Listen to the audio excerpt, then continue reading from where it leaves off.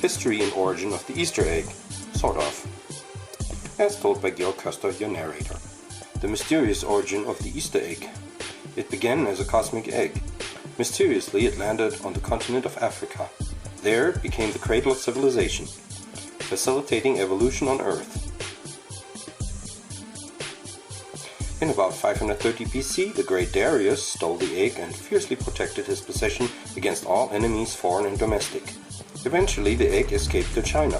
For a while, the Buddha took care of it in his lap and blessed it. Some believe the egg resided as the third eye. In meditating there, it was said to crack one wide open and send one out into the cosmos.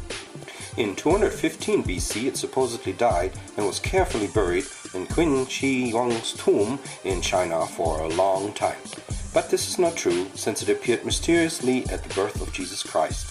It was also there during his death and resurrection, which is why Christians worship it on Easter, along with the Easter Bunny, but more on that later.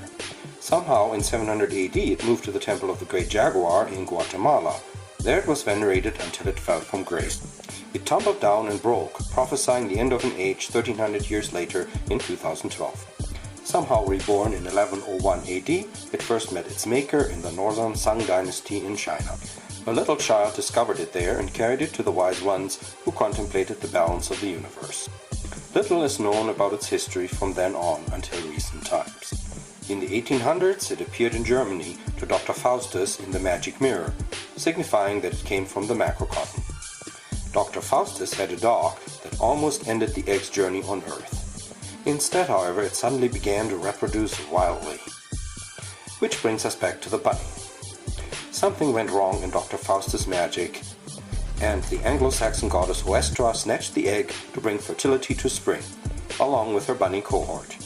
Eventually the egg became too tired of this story. Its yolk became too heavy and broke, and so it died. The end.